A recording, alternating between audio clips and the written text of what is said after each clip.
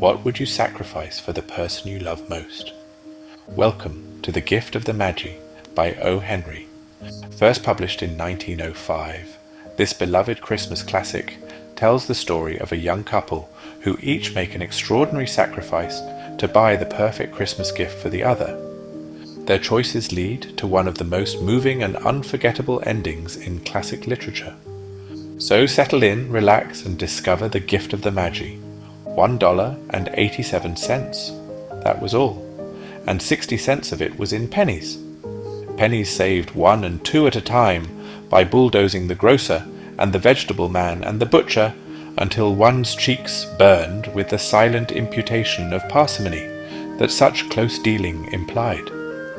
3 times Della counted it, $1.87, and the next day would be Christmas. There was clearly nothing to do but flop down on the shabby little couch and howl. So Della did it, which instigates the moral reflection that life is made up of sobs, sniffles and smiles, with sniffles predominating. While the mistress of the home is gradually subsiding from the first stage to the second, take a look at the home. A furnished flat at $8 per week. It did not exactly beg a description, but it certainly had that word, on the lookout for the mendicancy squad. In the vestibule below was a letterbox into which no letter would go, and an electric button from which no mortal finger could coax a ring.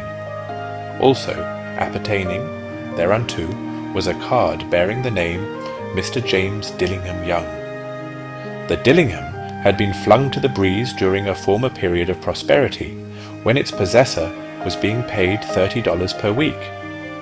Now, when the income was shrunk to $20 though, they were thinking seriously of contracting to a modest and unassuming D. But whenever Mr. James Dillingham Young came home and reached his flat above, he was called Jim and greatly hugged by Mrs. James Dillingham Young, already introduced to you as Della, which is all very good. Della finished her cry and attended to her cheeks with the powder rag.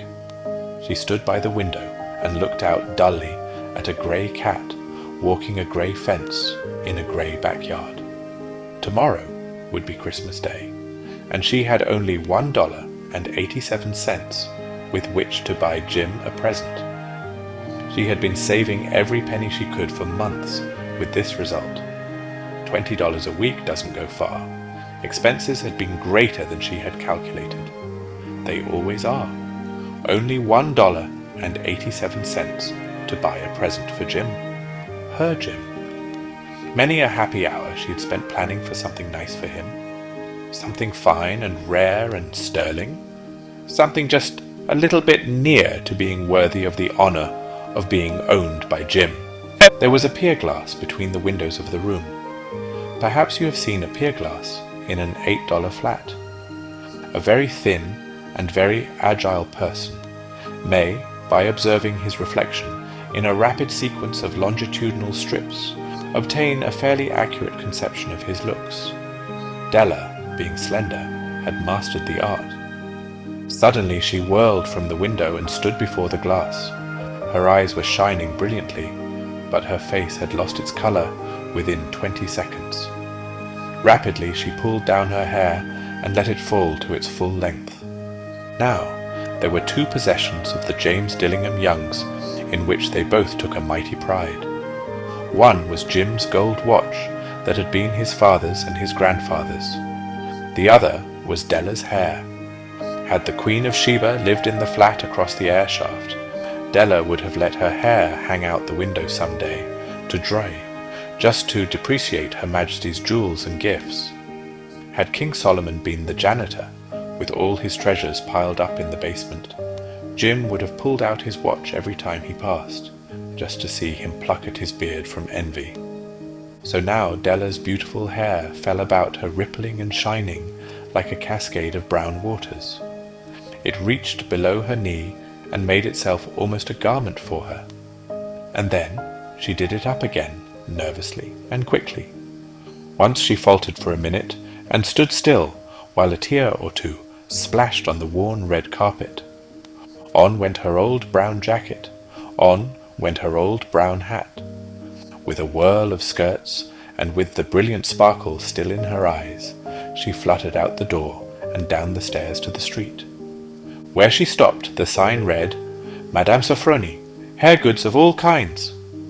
One flight up, Della ran and collected herself, panting. Madame, large, too white, chilly, hardly looked the Sofronie. "Will you buy my hair?" asked Della. "I buy hair," said Madame. "Take your hat off and let's have a sight at the looks of it." Down rippled the brown cascade. $20, said Madame, lifting the mass with a practised hand. "Give it to me quick," said Della. Oh, and the next 2 hours tripped by on rosy wings. Forget the hashed metaphor. She was ransacking the stores for Jim's present. She found it at last. It surely had been made for Jim and no one else. There was no other like it in any of the stores, and she had turned all of them inside out. It was a platinum fob chain, simple and chaste in design, properly proclaiming its value by substance alone, and not by meretricious ornamentation, as all good things should do. It was even worthy of the watch. As soon as she saw it, she knew that it must be Jim's. It was like him, quietness and value. The description applied to both. $21 they took from her for it, and she hurried home with the 87 cents. With that chain on his watch, Jim might be properly anxious about the time in any company. Grand as the watch was, he sometimes looked at it on the sly on account of the old leather strap that he used in place of a chain. When Della reached home, her intoxication gave way a little to prudence and reason. She got out her curling irons and lighted the gas and went to work, repairing the ravages made by generosity added to love, which is always a tremendous task, dear friends, a mammoth task. Within 40 minutes her head was covered with tiny, close-lying curls that made her look wonderfully like a truant schoolboy. She looked at her reflection in the mirror, long, carefully and critically. "If Jim doesn't kill me," she said to herself, "before he takes a second look at me, he'll say I look like a Coney Island chorus girl. But what could I do? Oh, what could I do with $1.87? At 7 o'clock, the coffee was made and the frying pan was on the back of the stove, hot and ready to cook the chops. Jim was never late. Della doubled the fob chain in her hand and sat on the corner of the table near the door that he always entered. Then she heard his step on the stair away down on the first flight, and she turned white for just a moment. She had a habit of saying a little silent prayer about the simplest everyday things, and now she whispered, "Please God, make him think I am still pretty." The door opened, and Jim stepped in and closed it.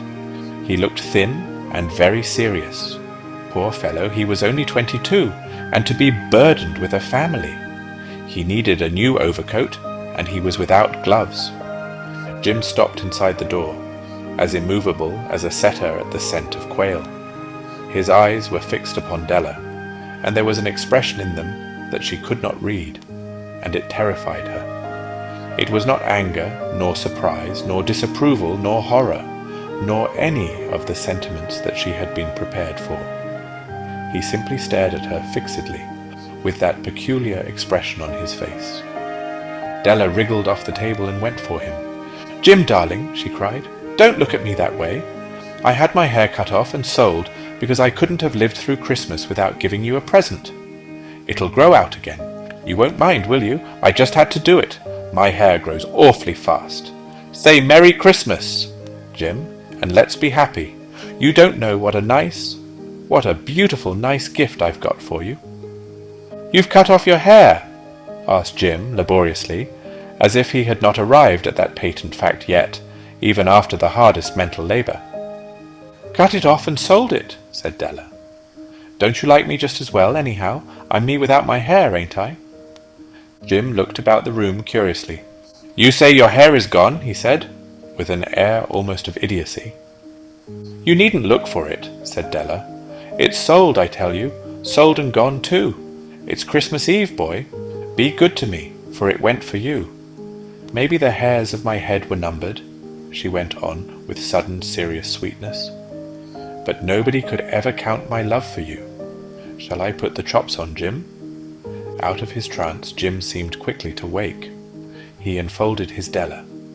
For 10 seconds, let us regard with discreet scrutiny some inconsequential object in the other direction. $8 a week or $1,000,000 a year, what is the difference? A mathematician or a wit would give you the wrong answer. The Magi brought valuable gifts, but that was not among them. This dark assertion will be illuminated later on. Jim drew a package from his overcoat pocket and threw it upon the table. "Don't make any mistake, Dell," he said. "About me, I don't think there's anything in the way of a haircut or a shave or a shampoo that could make me like my girl any less. But if you'll unwrap that package, you may see why you had me going a while at first." White fingers and nimble tore at the string and paper, and then an ecstatic scream of joy, and then, alas, a quick feminine change to hysterical tears and wails, necessitating the immediate employment of all the comforting powers of the lord of the flat. For there lay the combs, the set of combs side and back that Della had worshipped long in a Broadway window. Beautiful combs, pure tortoiseshell, with jeweled rims, just the shade to wear in the beautiful vanished hair. They were expensive combs, she knew, and her heart had simply craved and yearned over them without the least hope of possession.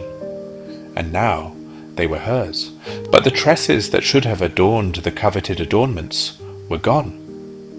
But she hugged them to her bosom, and at length she was able to look up with dim eyes and a smile and say, "My hair grows so fast, Jim." And then Della leaped up like a little singed cat and cried, "Oh, oh!" Jim had not yet seen his beautiful present. She held it out to him eagerly upon her open palm. The dulled, precious metal seemed to flash with a reflection of her bright and ardent spirit. "Isn't it a dandy, Jim? I hunted all over town to find it. You'll have to look at the time 100 times a day now. Give me your watch. I want to see how it looks on it." Instead of obeying, Jim tumbled down on the couch and put his hands under the back of his head and smiled. "Dell," said he, "let's put our Christmas presents away and keep 'em a while. They're too nice to use just at present. I sold the watch to get the money to buy your combs. And now, suppose you put the chops on." The Magi, as you know, were wise men, wonderfully wise men, who brought gifts to the babe in the manger. They invented the art of giving Christmas presents. Being wise, their gifts were no doubt wise ones, possibly bearing the privilege of exchange in case of duplication. And here I have lamely related to you the uneventful chronicle of 2 foolish children in a flat who most unwisely sacrifice for each other the greatest treasures of their house. But in a last word to the wise of these days, let it be said that of all who give gifts, these 2 were the wisest. Of all who give and receive gifts, such as they are wisest. Everywhere they are wisest. They are the Magi. You've been listening to The Gift of the Magi by O. Henry. Thank you for joining me for this timeless Christmas classic. If you enjoyed this story, I'd love for you to listen to more classic tales here on the channel. Until next time, thank you for listening.